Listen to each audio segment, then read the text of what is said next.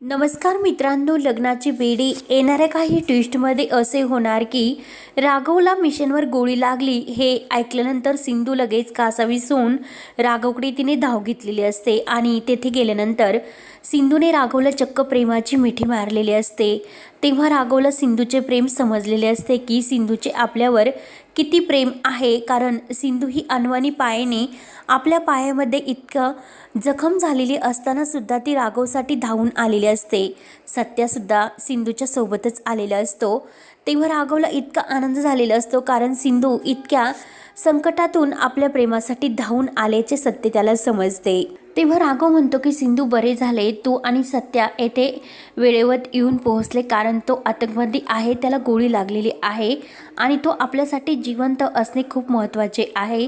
त्यामुळे तुम्ही त्याची गोळी काढण्याचा प्रयत्न करून त्यावर उपचार करण्याचा प्रयत्न करा। तर सत्य आणि सिंधू एकत्र त्या आतंकवाद्याची ट्रीटमेंट ही करत असतात। तर ज्या नर्स असतात त्या बोलत असतात की पहिल्या सर्जरीच्या वेळेस डॉक्टर सत्य आणि सिंधू एकमेकांशी भांडत होते आणि आता इतक्या प्रेमाने ती ही सर्जरी करतात। खरंच एकमेकांचे किती छान असे मित्र ते बनले। तर राघव हे सर्व ऐकत असतो।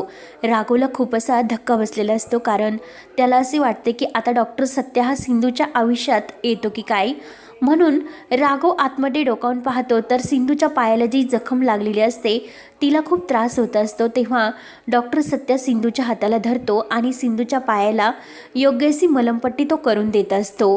राघव हे सर्व बघतो तेव्हा राघवला खूप वाईट वाटत असते।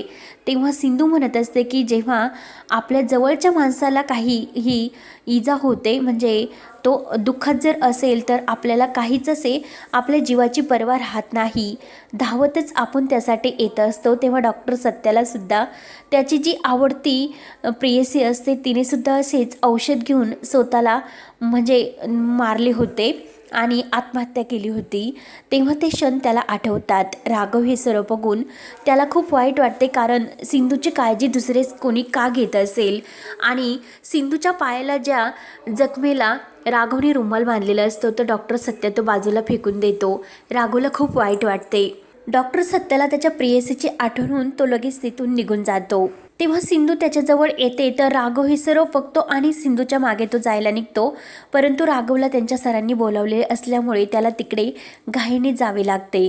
तर सिंधू डॉक्टर सत्याला विचारते की त्या मुलीचं नाव काय होतं, तर डॉक्टर सत्या म्हणतो की गिरिजा। सिंधू विचारते की कशी होती, तेव्हा डॉक्टर सत्या सांगतो की ती खूप अशी फिल्मी डायलॉग मारत होती आणि एकदम अशी आनंदी चेहऱ्याची। तेव्हा डॉक्टर सत्याच्या डोळ्यामध्ये पाणी येते। तेव्हा राघव सिंधूला एका बाजूला बोलवतो तर सावीचा फोन आलेला असतो। सावी विचारते की आई बाबा कसे आहे, तेव्हा सिंधू म्हणते की बाबा एकदम व्यवस्थित आहे, तू काळजी करू नकोस।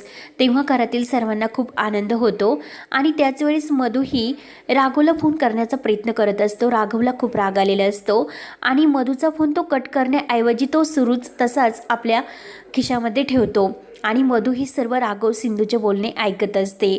तेव्हा राघव सिंधूचा हात आपल्या हातामध्ये घेतो आणि सिंधूला म्हणत असतो की सिंधू, त्या दिवशी मी तुला डिनर डेटवर घेऊन गेलो होतो ते फक्त माझ्या मनातील प्रेमाचे सत्य सांगण्यासाठी, कारण सिंधू अजूनपर्यंत मी फक्त तुझ्यावर प्रेम करतो, अजूनपर्यंत मी तुझे हक्क कुणाला दिले नाही आणि परत एकदा मी तुझ्याबरोबर नवीन आयुष्याला सुरुवात करण्याचं ठरवलेलं आहे।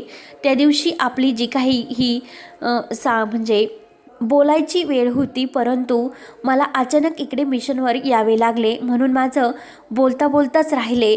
परंतु सिंधू प्लीज माझ्या प्रेमाचा स्वीकार कर, मी तुझ्याशिवाय जगू शकत नाही, कारण सिंधू ज्या दिवशी तू अंकुरला घेऊन हे घर सोडले होते त्या दिवशी मी अगदी मरून मेल्यासारखा झालो होतो, परंतु त्या दिवसापासून मी मधूबरोबर लग्न जरी केले असले तरी मधूला मात्र मी कोणतेही हक्क दिलेले नाही। आत्तापर्यंत एक विनायकची आई म्हणूनच मधूकडे मी बघतो, कारण मधूचे आणि माझ्यामध्ये कोणतेही नवरा बायकोचे असे संबंध निर्माण झाले नाही। सिंधू, आपल्यामध्ये जे नातं होतं ते नातं मी मधूबरोबर सुरू केलेलं नाही, त्यामुळे प्लीज माझ्या प्रेमाचा स्वीकार स्वीकार कर सिंधू, मी तुझ्याशिवाय जगू शकत नाही. सावीसाठी तरी तू माझा स्वीकार कर आणि विनूसाठी तरी, कारण आपले कुटुंब मी परत आपल्या नवीन नात्याला सुरुवात करण्याचं मोठा निर्णय घेतलेला आहे आणि काकू घरातील इतर सर्वांची सुद्धा त्यासाठी खूप इच्छा आहे. म्हणूनच काकूने मला सिंधू तुला डिनर डेटवर घेऊन जाण्यासाठी सांगितले होते. सिंधू प्लीज माझे एकदा तरी ऐक, परंतु मला असे परत सोडून जाऊ नकोस, कारण मी तुझ्याशिवाय पूर्णपणे अधुरा आहे. तेव्हा सिंधूला सुद्धा खूप वाईट वाटत असते आणि हे सर्व मधू ऐकत असते. मधूचा तर इतका जळफळाट झालेला असतो आणि तिच्या डोळ्यामध्ये खूप पाणी येत असते, कारण फोनवर तिने सर्व हे बोलणे ऐकलेले असते आणि राघव सिद्धू हे तिकडे मिशनवर असतात. राघव म्हणतो आपल्यातली जे काही गैरसमज आहे ते सिंधू आता मिटलेले आहे आणि आज तू तुझ्या प्रेमासाठी इतकी धावून आली आणि मला तू प्रेमाची मिठी मारली. मला जेव्हा गोळी लागली हे तुला समजले तेव्हा सिंधू तुझ्या मनातील प्रेम हे जागे झाले.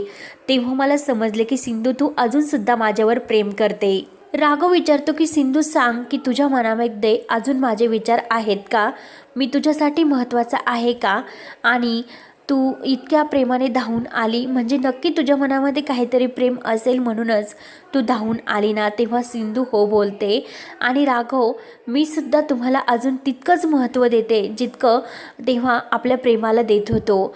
मी तुमच्याशिवाय सुद्धा जगू शकत नाही असे सिंधू जेव्हा उत्तर देते तेव्हा राघवच्या म्हणजे इतके आनंदाचे डोल त्याच्या मनामध्ये फुलू लागतात. तो इतका आनंदी झालेला असतो कारण इतक्या दिवसापासून तो सिंधूचे हे प्रेमाचे प्रपोज ऐकण्यासाठी आतुर झालेला असतो, कारण आपला राघव हा अधुरा राहिलेला असतो कारण आपल्या सिंधूशिवाय. आणि इतक्या दिवसापासून तो सिंधूच्या प्रेमाची वाटच बघत असतो. मात्र मधू हे सर्व ऐकून तिच्या तर पायाखालची जमीनच हादरते.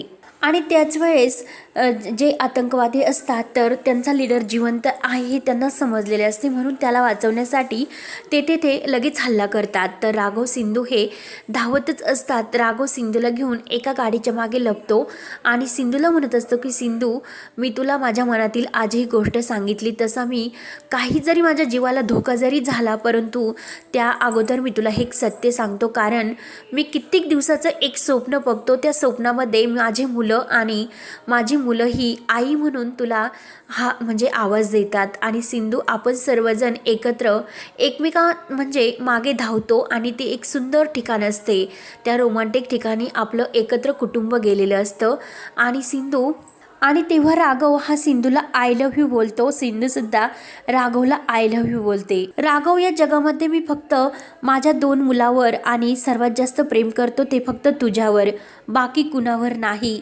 सिंधूला ते ऐकून खूप आनंद होतो आणि इकडे मधूचा तर ते ऐकून आणखीनच जळफळाट होतो, कारण राघवच्या खिशातील तो मोबाईल हा सुरूच असतो. सिंधू मी तुला पुन्हा एकदा माझी बायको बनवण्याचं स्वप्न बघतोय आणि तुला माझ्या या जीवनामध्ये यावीच लागेल. माझ्या आयुष्यामध्ये खरा मोलाचा वाटा तर तुझा आहे आणि मी परत तुझी वाट बघतोय. सिंधू मी तुला आता सोडू शकत नाही. परत मला तो आपला सुखी संसार बघायचा, जेव्हा आपल्या या सुखी संसारात आपले सावी आणि विनू आपल्यासोबत आहे. तर मधूचा हे ऐकून आणखीनच जळफळाट होतो. तेव्हा आता पुढे राघव आणि सिंधू या मिशनमधून सक्सेस होऊन कसे परत सुखरूप घरी येतात ते पाहण्यासाठी चॅनलला नक्की सबस्क्राईब करत राहा.